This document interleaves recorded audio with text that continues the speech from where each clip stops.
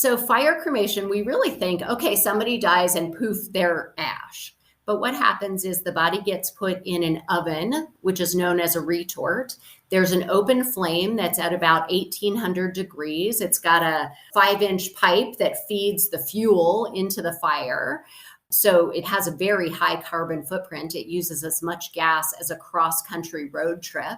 And the body's tissues are burned away. Fat is popping and it's cooking the body. And then after about 2 hours, what's left is bone, which is filled with fossil fuel and burned. So it's devoid of any nutrients. And then it's put through something that's called a cremulator, which is basically a pulverizer. And that's what you get back is pulverized bone that we call ash. This is Andrew Petty is Dying, where we tap into the power of our mortality to become the people we were made to be and live the lives we were made to live. I'm your host, Andrew Petty, and I'm dying. I hate to say it, but so are you. How did the intro to this episode hit you? Were you shocked, a little disgusted, or even offended? Did it pique your curiosity? Did it hit close to home because a loved one has recently died? Whatever your first response was, take note of it and keep listening. Jamie Sarche is the director of pre-planning at Feldman Mortuary in Denver, Colorado, where she helps people create end-of-life plans before their actual end of life is upon them. Jamie helps us demystify death and dismantle our own residual death denial by taking us behind the scenes of a mortuary, connecting the dots between end-of-life preparedness and grief, making ancient death and grief traditions relevant again, giving us an end-of-life planning toolkit, and making a compelling case for end-of-life preparations as an essential personal rite of passage. I really loved this conversation and got a lot from it personally. I hope you do too. Jamie, what does it mean to demystify death? It's a phrase I've heard you use before. I think what happens is we live in this society that says, don't talk about death, don't think about death. What's wrong with you? That's so morbid. When the truth of the matter is that aside from birth, death is literally the only experience every human being is going to have. And if we are lucky enough to love people, we're going to experience their deaths. We're going to experience the deaths of pets. Like I even remember feeling so pained when a tree died. So I just think it is so important that we learn to talk about this stuff, to learn to use the correct language around it, and to recognize that it's not at all morbid. It just is truly the foundation of life is the fact that we are going to die. So that's really what I mean is let's learn to discuss it and make it less frightening. Let's turn on the lights and just be able to look at it. And one might say, well, that's easy for you to say. You work in the mortuary business, and so you're around it all day long, and there's maybe a desensitization that occurs along the way. And so it might be, one might say, it would be easy for you to say, what about for us regular folk for whom, it's not always on our minds, and I'd prefer not to talk about it if I could avoid it. Thank you very much. What would motivate me to do so? Well, if anything, I am sensitized to it. I am not at all numb to the truth of this. That's why I do this work, is because I want to look at the deep and real parts of life. I want to be connected to the things that cause deep emotion. And I am not at all desensitized. I am resensitized, I believe. And I just think that being up close with things that are really real, things that touch us on a deep level are the things that help us to live more fully. And looking at those things up close is what helps me to live a meaningful life. And that's what's really important to me. And I'm pretty sure that's what's important to people who are listening to this podcast, because otherwise they're not going to be listening. It's important to be connected with those things that touch us really deeply and to have that authentic connection with what it means to be truly human. And you mentioned it's important to use the right vocabulary around end of life. What do you mean by that? And what are examples of ways in which we use inaccurate or less precise words around end of life stuff? I just think it's so fascinating how many people say somebody passed away. I was listening to a podcast recently and somebody was sharing that she had two close connections die in the Tree of Life shooting. And she said they passed. Are you kidding? Those people were murdered. They didn't pass. And perhaps a 97-year-old who dies in their bed, perhaps they pass, but they still died. I just think it's very similar to how we used to talk about sex. We used to use euphemisms for body parts, and we would talk about somebody's pee-pee and their wee-wee and their hoo-ha. And that made the adults feel more comfortable, but it told kids that their body parts were shameful and weird and that they shouldn't talk about it. And now we know that we need to teach kids anatomically correct terms so they can share if they have an infection or a rash, or God forbid someone's touching them inappropriately. They need to understand that these are safe conversations to have. And that's the truth with death. And so I really think we should be talking about it using death, dying. Nobody lost somebody. Somebody they loved died. Why can't we just say that? Why can't we just say that? What are your observations? Well, I think that the funeral business, quite honestly, has done a lot to make it so we shouldn't just say it. We've made it really papered over. We don't even use the correct terminology when we talk about like what happens to a body. Like when we talk about fire cremation and we talk about ashes, there's no such thing as ash. When a body is burned, the bones are left and those are put through a pulverizer. What you get back is not ash, it's ground bone. And the funeral industry doesn't want people to know that. In fact, there's a funny story. I always tell my clients the truth because I want them to pick the things that meet their values. And if they don't understand what these choices mean, how do they meet their values? So I always tell them the truth. Jim, who owns Feldman Mortuary, was at one of the cemeteries that we bury at quite often. And a woman came running out of the office. Jim, I need to tell you, Jamie told a client that their bones will be pulverized if they're fire cremated. And he said, yeah. And she said, we shouldn't be telling them that. And he said, is it not true? And she said, well, it's true, but we don't want them to know that. And he said, we do want them to know. And that's just the truth. Like maybe it makes them feel uncomfortable, but fire cremation is literally a brutal process. And if that is fine with somebody, that's fine. But how do they know if it's fine with them if they have no idea what it is?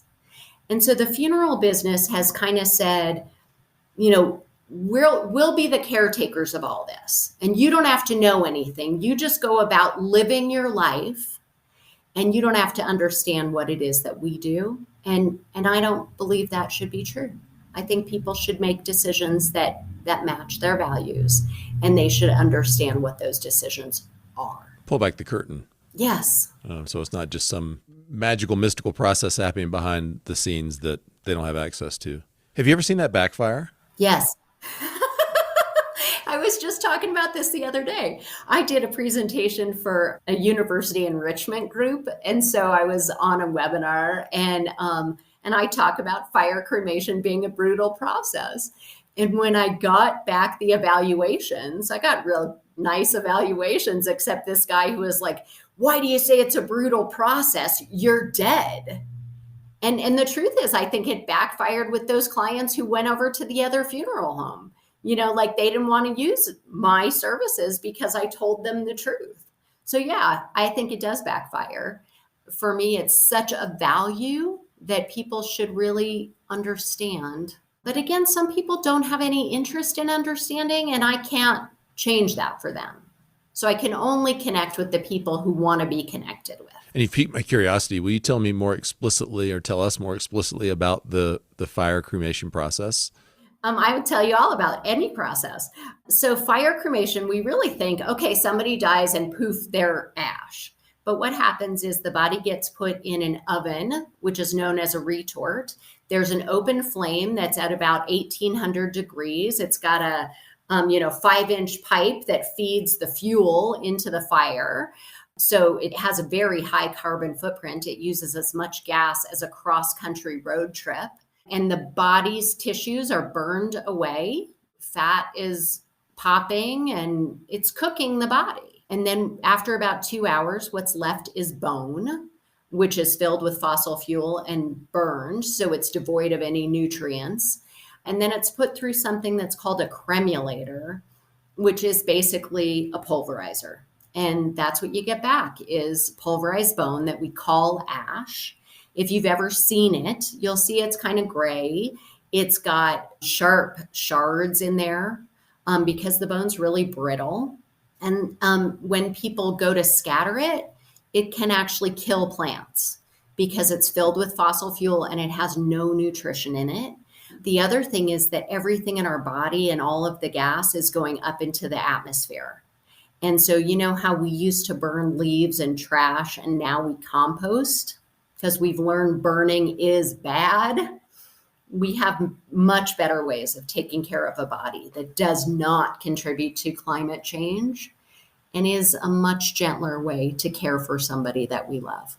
Can I tell you a really cynical suspicion that I've had for many years, and of course you'll be able to verify it or not, is that somehow the ashes that the family would get back are not in fact the ashes of their loved one, or it's some portion of, or it's like maybe what happens back there has very little to do with what the family actually gets. I realize that's pretty cynical. Well, quite honestly, we've seen that in Colorado. So that's where pricing for this kind of service really comes into play. People think everybody can do this. And actually in Colorado, everybody can because we have very lax laws around this. You could go to a storefront crematory. You could do this for as low as $500. And I wouldn't count on the fact that you're getting your loved one's ground bone back. And we saw that actually in Montrose. Do you remember that there was a woman who was running a funeral home? She was telling the people that she was cremating their loved ones, but what she was actually doing is selling the bodies. And then she was giving back cement and cat litter. Wow. Yeah. So there's going to be, lots of lawsuits. I think she is in jail now. That's why this stuff is not a commodity. At my funeral home, we keep the body in our care until it's time literally to put it into the retort. We do quite a lot of alternatives to fire cremation also, but we keep the body in our care. It does, when you use a reputable funeral home, have a tag on it that is metal. And so that actually goes into the retort, and then it stays with the bone and goes through goes into the urn with the ground bone. So if you're using a reputable funeral home, you are getting your loved one's cremated remains back. But I'll tell you, when I did that presentation for the college enrichment class, there was a woman who shared a story about having her sister fire cremated after a very short illness. And it was a very difficult death because it was so unexpected and she was young and it was really hard. And when she went to scatter the cremated remains, the tag had her sister's name on it, but the wrong social security number. And so she's, left to think, was that really my sister? I'm guessing it was, that they just put the wrong social security number on the tag. But she's going to be left with this feeling of, I don't know. And that's part of why cremation is really problematic, because aside from the environmental concerns, aside from the fact that it's caring for someone in such a brutal and inhuman way, we don't get to tuck our loved one in. We don't get to see where they are. Thomas Lynch, who is this incredible, he calls himself an undertaker, but he's also a poet. And he writes so beautifully about this, that burying a loved one is taking them from where they are to where they need to be. And that helps us in our grieving to go from where we are in the acuteness of the pain and the grief to start the path of mourning. And when we just say it's a dead body, we got to get rid of the dead body. Let's just call the man with the van and, that'll make us feel better. Just disappear that body. That's wrong. We don't grieve. And it really leaves us unable to process. It leaves us wondering, was that really my loved one? It leaves us alone and stuck with the grief literally in our body, in our cells. And it'll come out in negative ways. Yeah, and when the body is just whisked away and you don't see it again, I would imagine the shock of their departure is that much greater, as opposed to sort of escorting them from the place of their death to the place of their ultimate rest, and being with the body more. That's very interesting. I realize I'm not yet totally confident on what I want end of life things to look like for our family, but I'm more of the persuasion that I'm interested in a burial plot. I've always thought, what happens to me after I die? I don't really care, of course, because I'm dead. But no, I think I would, for my family's sake, ask that I'm buried somewhere, because that gives them the opportunity to process my departure, to have a place where I'm, quote, laid to rest, to have a place they can visit, to have the reminder of the finality of not only my life, but of their own life. I mean, it's the value of walking through a cemetery, is just saying, hey, all these people had lives, had dreams, had hopes, and they lived their span, and then they stopped living their span on this terrestrial ball. And that also is my future. That's where I'm sitting with it right now. I think there's something to having to put the body in the ground and be a part of that process. Yes, I'm so with you. We do a lot of Jewish burial, which is very, very, very green. There's no embalming. There's a biodegradable casket or no casket. Is that a cultural deal, or is that because the Jewish heritage has embraced a green ethic, or both? Well, it's a 5,000-year-old process. So, kind of before there would be chemicals, because embalming really embalming in the way we know it was. It was green before green was cool. That's right. That's right. We laugh Gotcha. because there's the whole Green Burial Council, and we say green shmeen, it's kosher. And the Jewish view is that it is our obligation as the community to bury, to physically bury. So we actually do the shoveling, and you hear the dirt hit the casket and you feel it in your viscera. It is in your solar plexus, and it helps move that grief. And after, there's not one obligation to go back to the cemetery. If you want to go back, as loved ones, you should, but there is no obligation to ever go back. But I cannot tell you the number of people who say to me that they don't want to be buried because they don't want to burden their loved ones by having a cemetery plot. And I'm working on shifting that. There's no obligation to ever go back. But if you want to go back, it can be super meaningful. Like, I just had this experience a couple of weeks ago. When I was 26, one of my best friends, Michelle, got diagnosed with a glioblastoma, a brain tumor, and she died at 28. And her illness path really led me into this work. Like, my ability to talk with her about what she was going through versus saying, oh, you're young and you're strong, you'll be fine. I just really learned I'm good at talking about hard stuff, and I want to talk about hard stuff. So she died when we were 28. A few weeks ago, her mom, who I was also very close to, who also had a glioblastoma, died. And the burial itself was private, but we went to the memorial service, which was lovely and, so valuable and important. And the next day, I thought, I really want to go to the cemetery. Michelle had been cremated and her urn was buried, and I was at that burial. And I thought, oh, I know exactly where it is. I can totally picture myself there. So I went to this huge cemetery. It was nowhere near I thought it was. And I found out from her husband where it was. And I went there and I stood at her grave and I cried so hard. I cried truly in the same way I cried at her death. And it wasn't me crying about the fact that she died, because she's always with me. I feel her on my left shoulder all the time. I don't know why she's on my left, but she always is. And what I was crying about in that moment, and it's 24 years later, was the loss of what we could have had if she lived. She and her husband were my best friends since childhood. And my husband had known her husband since childhood, and we would have traveled together, and we would have raised our children together. And that didn't happen because she died. And her husband, who I still love deeply, married somebody, had other children, and his life is not connected deeply with my life anymore. And it's not wrong. He's done everything he should. And all I want is for him to be happy.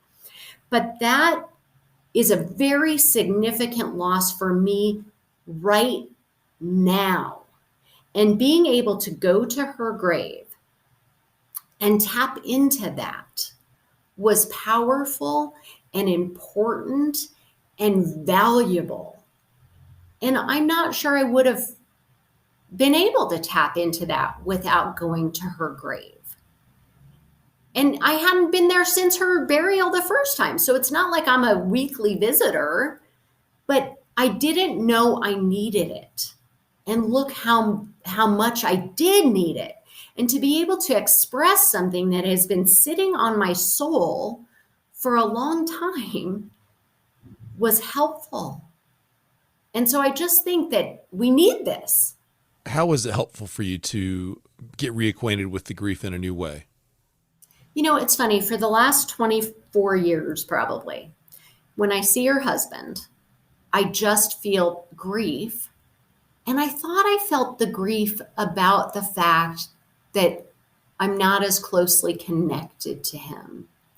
And I think that's probably true. He's a wonderful guy, and I wish I were more closely connected.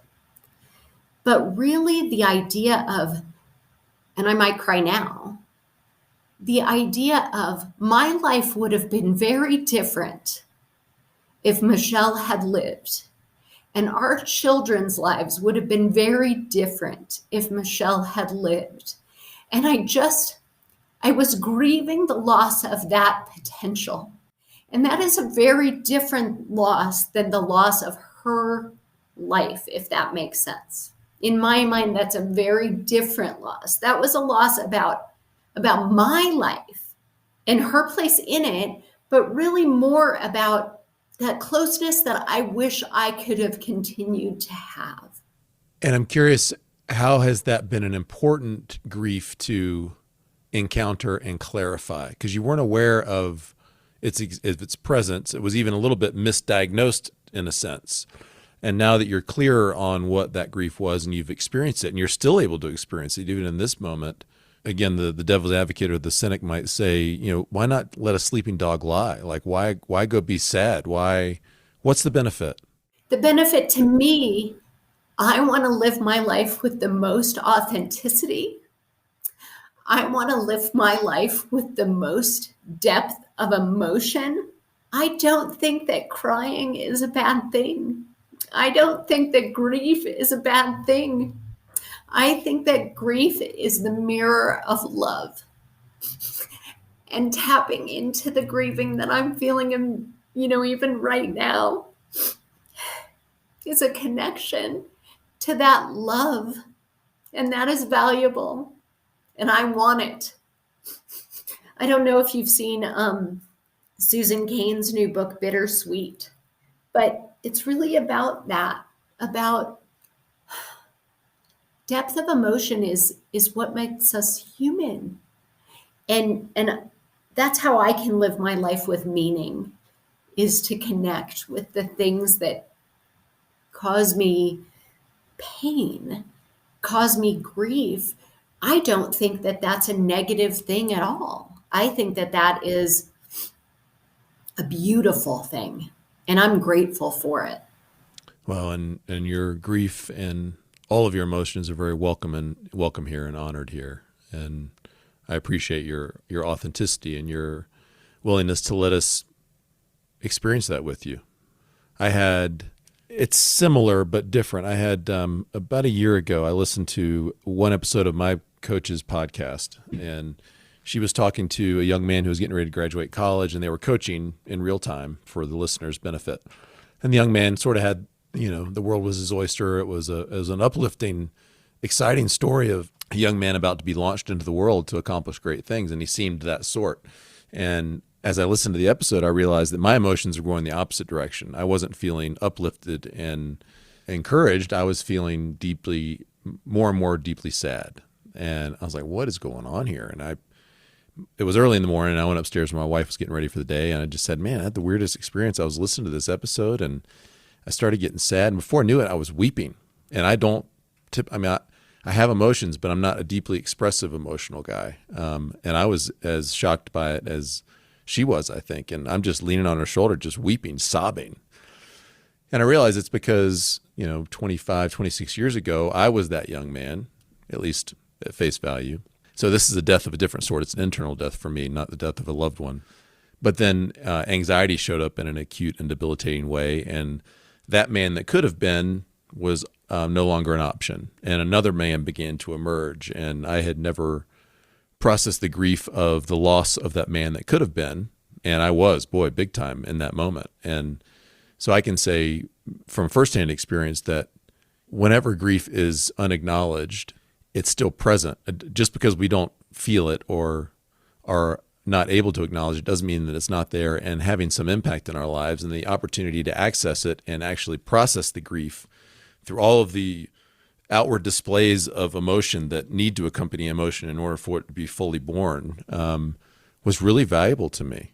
It didn't feel especially good to relive it, but then having gotten in touch with it and processed it more fully, it liberated me in some new way.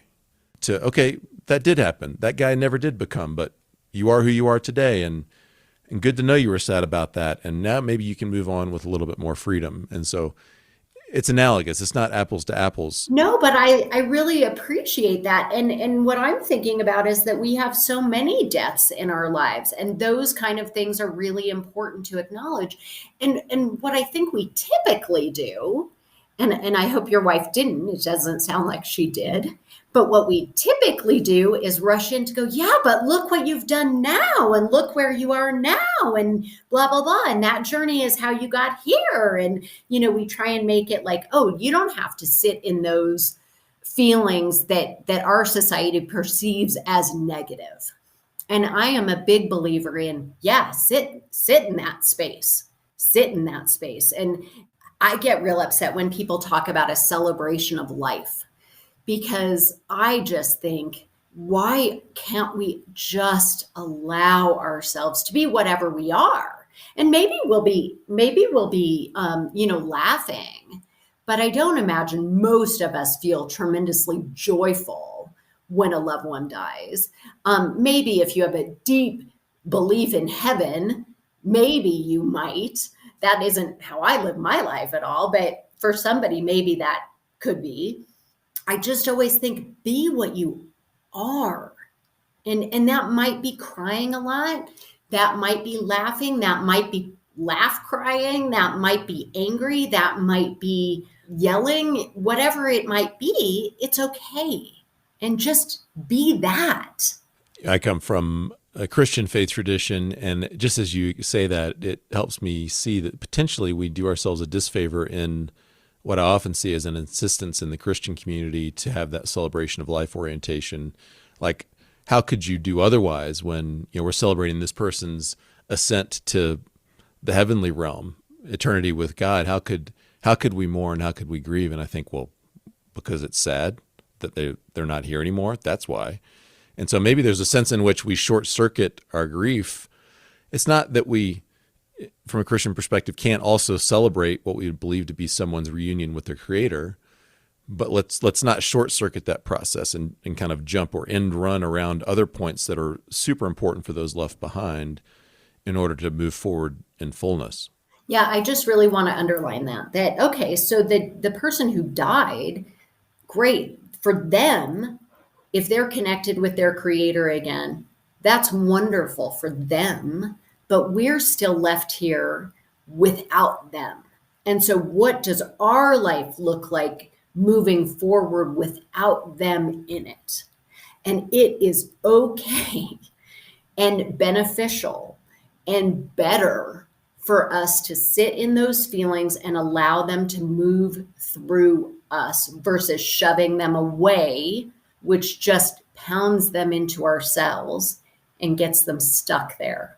I can tell there is much that all of us could learn from the ancient Jewish heritage. And there's so much in Scripture just about really visceral, full on expressions of grief and mourning and repentance and sadness and jubilation and remembrance from the Jewish tradition that are so meaningful. And, my wife and I just created a rite of passage experience for our son, in large part because we understand that in the Jewish tradition, there's a moment when you say a boy has become a young man and a girl has become a young woman. And so we as a family, I think, are getting interested in tapping into some of these ancient traditions that we, perhaps I'll just make it specific to the U.S., and the U.S. have largely forsaken to our detriment because we're so disconnected. I couldn't agree more. Yes, and so we're living lives that don't have as much meaning as they could have. And, death of a loved one is also a rite of passage. And, think about that. Like when your mother dies, you become a different person. When your father also dies, when you no longer have parents, that's a different person. When you become the matriarch or the patriarch of your family, that's a different person. If God forbid you lose a child, that's a different person.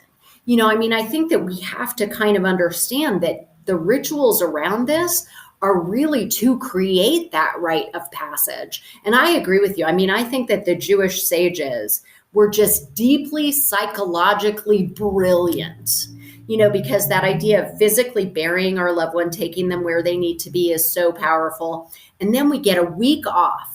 We take a week that we are not supposed to engage in our regular life. Give yourself a full week where you're not responsible for anything. You don't even have to shower. And that's just a time that people who surround you, your community comes to take care of you, and you just get to process that loss. What does that look like for you? And then at 30 days, a shift happens in the grieving. And then at a year, we revisit it. And then every year there is an anniversary of that death, which is called a yahrzeit. And so it just teaches us that grieving is a long lifetime practice, that it just is always going to be part of us. And it's okay that it's always part of us.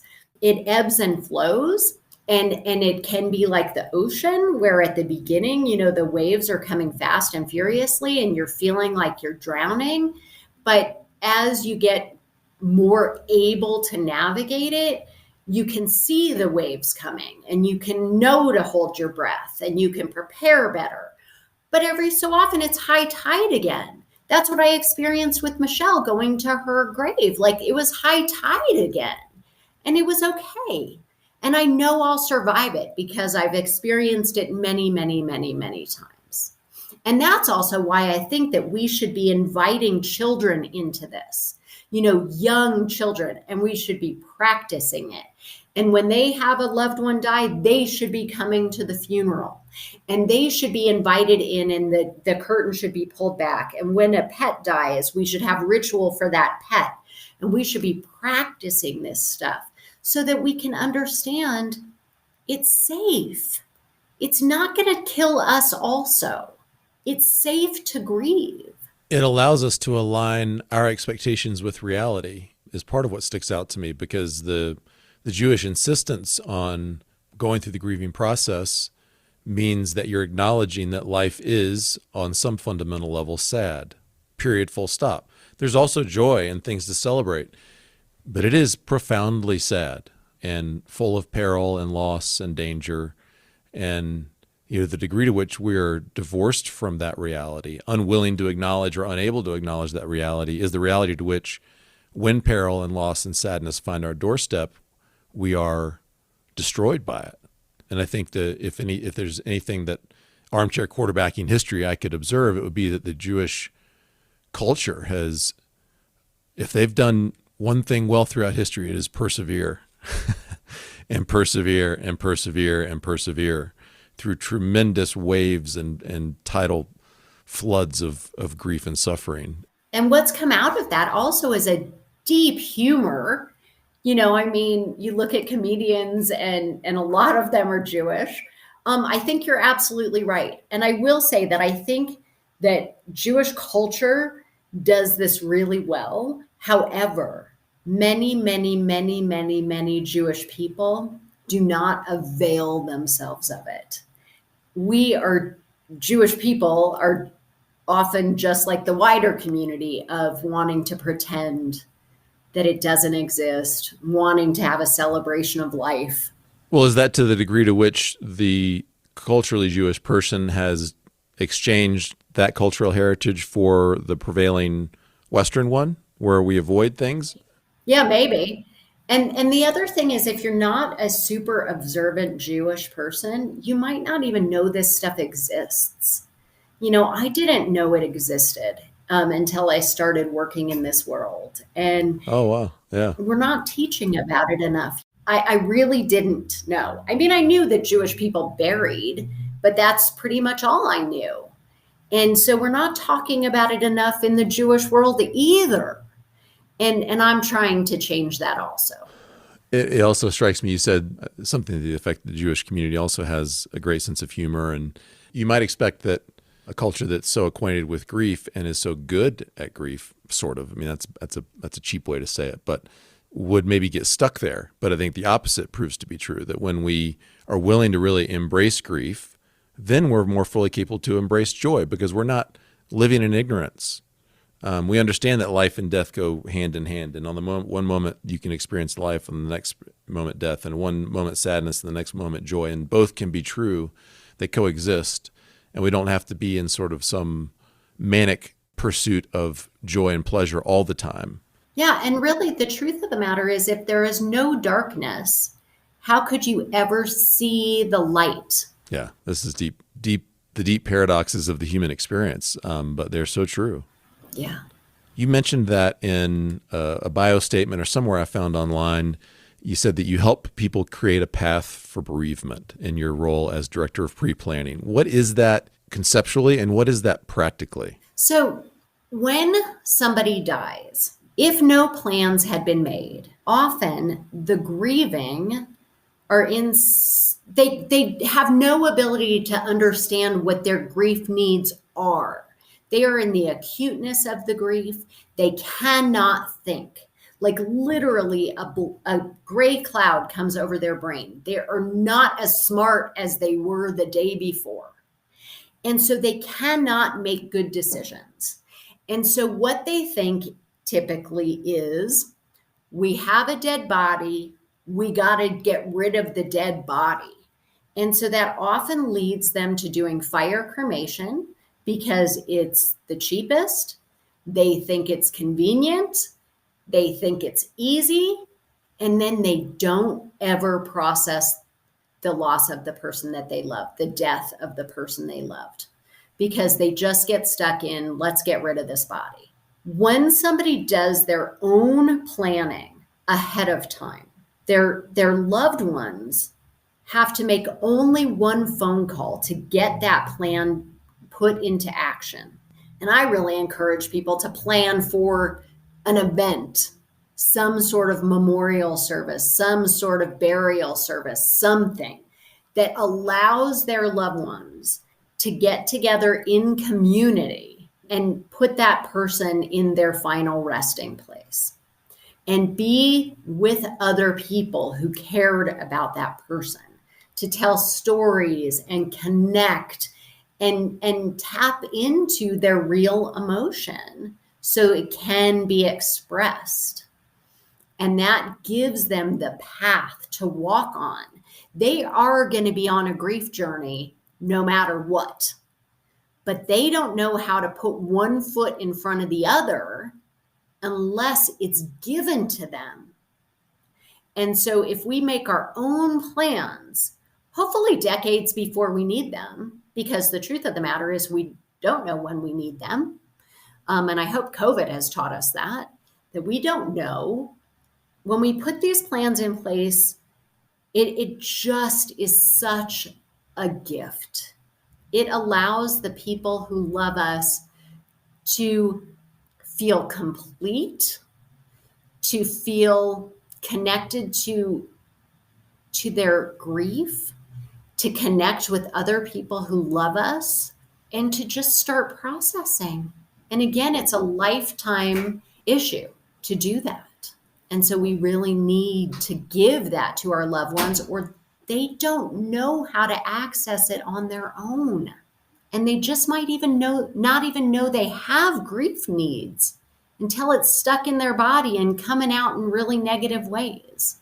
Michelle Matai, who was a guest on this podcast a few months ago, she lost her parents tragically in a car accident. They were on a tour around New Zealand. She was in the back seat. She was in the car, somewhere in the car. They ran off the road into a river. Both her folks died. She survived. And so there was no plan. There was no consideration for her parents' early death. It's not the sort of thing we think about or want to think about. And she and her brother, who I think had recently had a brain cancer diagnosis, were left trying to figure out how to deal with the logistics of death on foreign soil, much less just going through the process of saying goodbye to their loved ones. Fast forward 20 some odd years, I believe, and her brother succumbs finally to a long bout with brain cancer. And she had the dubious benefit of that first experience with her parents to help her realize that she needed to prepare differently for her brother. And so they were able to together really work a process over time of deciding what his end-of-life wishes were and making all of the arrangements you could possibly think of. And the contrast between her first experience and her second with her brother it couldn't have been any starker. I mean, by the time her brother died, they had been grieving together. Then he dies. All the logistics are in place. They know how the final burial things will occur. And she was liberated much more quickly, I think, to embrace the next chapter of her life than certainly she was the first time around with her parents. And maybe you have some stories from your own experience of people who were and people who weren't prepared. No question. I listened to that podcast and it was so powerful. And what I'm thinking of while you're telling me this story is that was her, I imagine, her very first time, probably first time making funeral arrangements, and likely first time making decisions, huge decisions, without any input from her parents. And that happens a lot to people. Like when a spouse dies, that's likely the first time, that the wife has made a big decision without her husband. Hold on. Why are you making the guys die first? What's up with that? It could be the opposite. The opposite. So that's the thing too. Like, why do we do these incredibly charged things? And it really is only about our own death denial. It is really that we do it that way because we are so afraid to look at the fact that our loved ones will die and that we will die. And it's just so negative. Like, I'm just thinking of one client of mine. It was a couple, and they put a funeral plan into place. And they were paying on it over time. And about a year into it, the mother called me and she said, so it was a mother and father who did this. And she said, our children are, quote, horrified that we did these plans. And they have told us we must cancel these plans. And I said, lady, first of all, you're going to lose $1,500 each by canceling these plans. Can we do a reduced paid up so at least that money is still available? She said, no, our children are horrified that we did this. We have to cancel. And so, okay, they canceled. So they lost a lot of money. At the time of their death, their loved ones are going to have to make all the decisions and pay the prevailing cost at that time. And funerals and memorial services, all these things double every 7 to 10 years.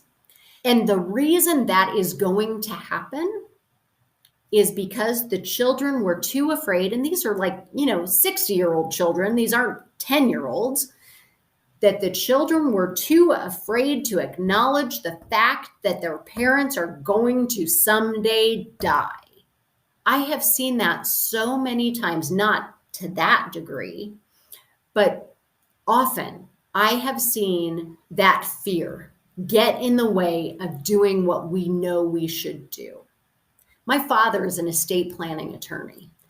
He is 83 years old. He's not in the greatest of health, and he will never put his funeral plans in place.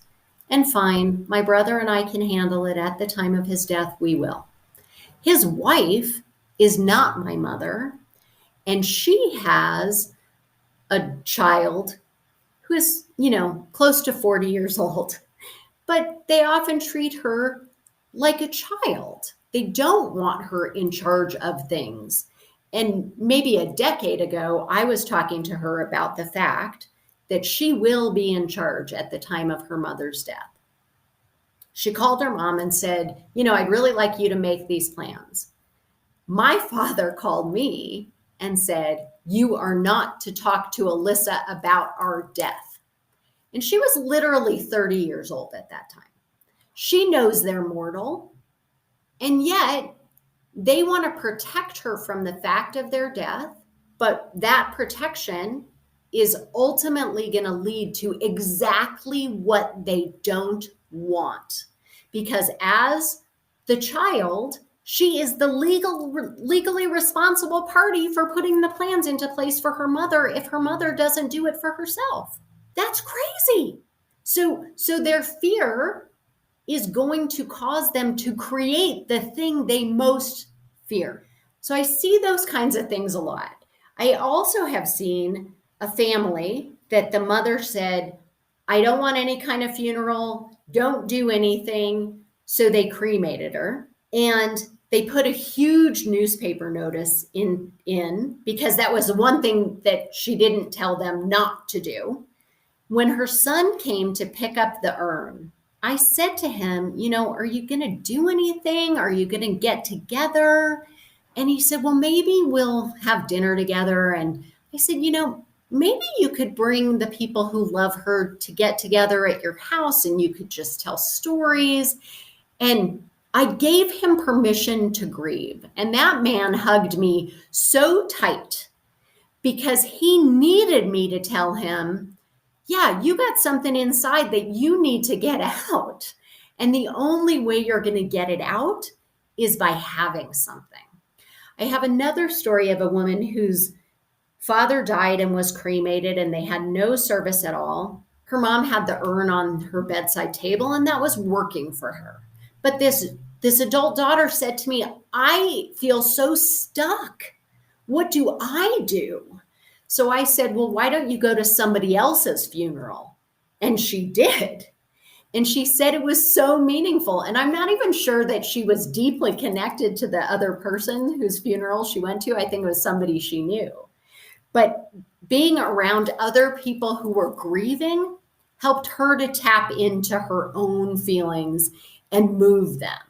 The other thing that I see is when people have plans put into place, their loved ones are so grateful.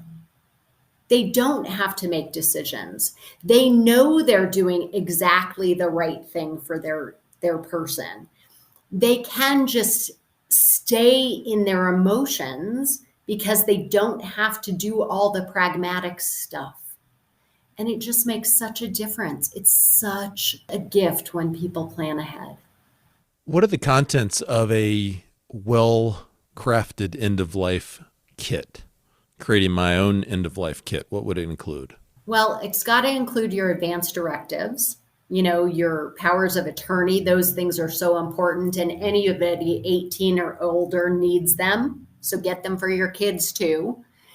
You need to have a lot of conversation about what it is that you want if you have some diagnosis. Like I have a lot of conversation with my family, and my husband hates this, but I had a grandmother who had dementia and she became a completely different person. And so I share with my family, if I get dementia, I don't want any medical care other than comfort care. So we have this joke in my house. I have to take Synthroid because I have a thyroid issue. So the joke in my house is when I forget the word Synthroid, that's when you stop giving me anything. So when I can't come up with a word or I repeat myself or whatever, my family's like, what's that medicine you take? So we laugh about it and talk about it, but that's the truth. Mm-hmm. And they understand that's the truth. So all those conversations are so important. What is it that makes your life valuable and meaningful?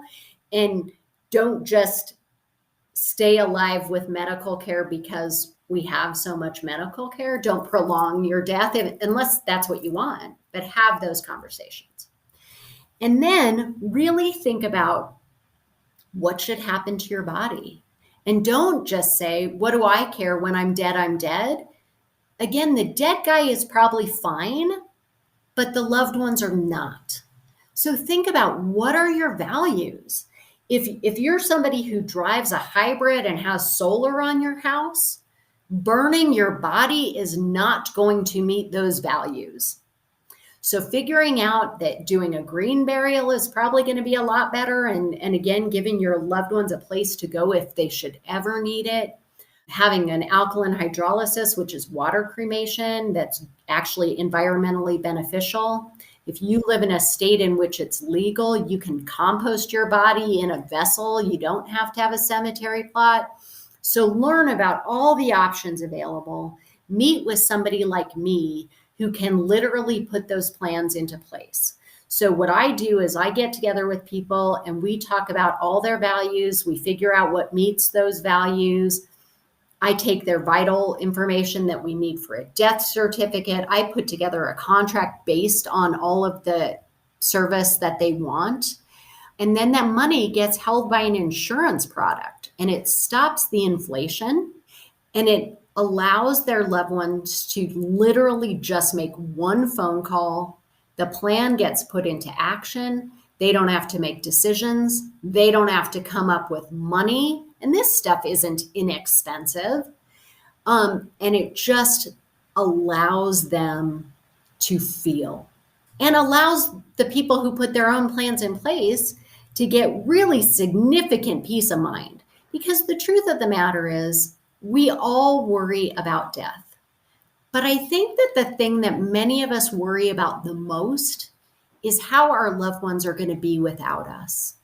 And we have just, by putting a plan into place, we can stop worrying about it. And we give them that final caretaking. When we're not physically present to do it, we're actually like holding their hand for the first time that we're not there. And I just think of that as such a beneficial thing to do. What a loving, kind, caring thing to do. It's like a final act of parenting as the deceased parent. Yes. And it's cleaning up our own mess. You know, like, it's not fair that we dump the one thing that we know is going to happen on our loved ones. So I'm totally sold on doing this, and I haven't done it. Mm-hmm. And I've had several conversations that have hit on these themes and have been very persuasive. And I mean, I've got a will, and I think we've got probably advanced directives attached to those kinds of things, but there's no cohesive plan in place. And I imagine there are other people just like me out there who are persuaded of the value of doing it. What's a next step? So Andrew's got he wants to do this thing, but he keeps just not doing it. Not because I don't believe in it, but just because it's easier not to do it today. And then tomorrow it's also easier not to do. And that's right. what's a next step? I'm not avoiding it, truly. Like, it's not like, yeah, but you get caught up in your life. I understand. And it feels like it's far away. And hopefully it is far away, but we have no clue of when it will be. So the next step is to find a family-owned funeral home that has really good reviews and that you know people who have used it, and meet with their pre-planning specialist. And if you don't know somebody, call me and I will help you find the person in your place. What I do is I, again, sit down with people, and then I'm an insurance agent. And so I provide the insurance policy that locks in today's charges, and it's attached to my funeral home. And so I am the advocate for the people. So you need to find the advocate. And I can help you find that person near you. I can do it if you're in the Denver metro area, call me. But otherwise, I can help you to find somebody where you are and sit with them. And the real benefit for you to do sit with them now is like if you meet somebody who you think, oh, this doesn't feel good. I don't like this person. You can get up and leave and find somebody else. When your loved one is in their care center or in their prep area, you can't just get up and find someone else. You can't just leave. Making these plans now just allows you so much control, and you are in your right mind. So you can think it through. You are likely not to be able to be manipulated right now. Because again, you can leave if you don't like how they're treating you or if they're selling you on something that you don't think is important. And one really practical question, are these plans portable or transferable? So if I work with a home here but I die in Timbuktu. So the plan I provide is portable. It's held by a third party, and so it could go with you. And so that's a really important question to ask. And then if you died in Timbuktu, you're on vacation, but you still live in Denver, there's another thing we can get that would bring your body back. And that's an important thing to consider as well if you travel. As you were talking about the process of planning for your own eventual death on behalf of your loved ones, it reminded me of how the rite of passage experience that my wife and I just provided for our son, who's 13, part of the reason we did it was we realized it's important for us to begin to let go of his childhood and embrace his manhood. And unless we're able to do that emotionally, then we potentially will be an anchor on him, not because we're trying to do it, but just we haven't evolved into his manhood. And it strikes me that there's something similar going on here in this rite of passage, that it is for our loved ones, yes, but it's also for us to begin letting go of our lives and to begin grieving what ultimately will one day 100% be true for all of us. And how liberating that could be to just say, yep, all things remaining equal, if I can have it my way, this is what will go down whenever and however I die. This is how I will be set to rest on this earth. And that is a really powerful way of, there's many ancient traditions that have you actually visualize your death. And I think in one Buddhist tradition, they actually go through a meditative process of envisioning their moldering body and the worms eating their flesh. That's pretty intense, but this is sort of like that. It's really rubbing your face in your mortality in a way that, as you and I think in our respective fields have found, is ultimately liberating. The closer we pull our mortality, the more liberated we are. The opposite is also true.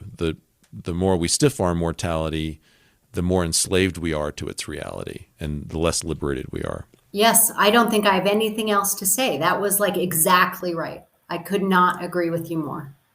Well, final question then will be, what do you hope we all take away from today's conversation? If there was something that you could extract, distill, and bottle, and then we would ingest it precisely as you intended, what comes to mind? I just want people to understand this is safe. When you look at your mortality, it doesn't make you die. Whoa, that's a great statement. It's not the same as dying when you look at your mortality, because I think on the most deep level, it does feel like that, doesn't it? If I look at it, maybe even it happens. Maybe acknowledging it brings the thing to pass. Very, very, very, very interesting. Yes, and so I just want you to know it is safe. I have been doing these plans for people for 13 years. I did my own plans 11 years ago. My husband has plans. My mother has plans. His parents have plans. I told you my father won't do it. But nobody has died. They will die. And when they do, it will be a lot easier on all of us. And we will be able to navigate it from a point of strength. And so that, I think, is what I want people to walk away with, that this is an empowering thing to do. You said it at the beginning, I think it was before we even started recording, that the word encourage means to infuse with courage. And that's what I want them to walk away with. This is a courageous thing to do, and they will feel empowered. They will feel brave. They will feel peace for having done it. The vast majority of my clients, when we are done with the planning, say, that they lean back in their chair and they say, that was so much easier than I expected. And they have this deep, peaceful sigh. And they just feel so good for having done it. I've never come across someone in my 13 years who said, wow, that was really a mistake. That's very good to know. And it's almost like a sigh of preparation. I'm more ready to die now than I was before. Yes, but in a brave way, not in an I'm going to die sooner way. It's not resigned. It's, wow, this was a great thing to do. Yeah, it's ennobling, I think. It is empowering. And yes. I think we will think well of ourselves when we've done it and realize we've done a courageous thing. And that's always good. Yes. How can our listeners connect with you? They can Google me. They can connect with me on LinkedIn. They can reach me by email at Jamie, Jamie, at feldmanmortuary.com. And I would love to hear from them. Awesome. And one of the reasons I was so interested in talking to you specifically, Jamie, is because you're not, in my view, the norm in the industry. And you're someone who came into this industry as a bit of an outlier, or an outsider, rather. And someone who brought to it an intrinsic passion, part of that fueled by the loss of your good friend in your 20s. And you came into this business, so to speak, to do good, and I believe you're doing good. And that comes through in the content of your speech, the way you talk, who you are, your energy, all of it. I believe you. You're the real deal. Thanks so much for being with us. And it means a lot, and I can't wait to have you up here in Steamboat to visit with our Graveyard Group crew and instruct and encourage us some more. Everyone out there who's listening, remember, you are going to die, but you're not dead yet. So wake up and get after it.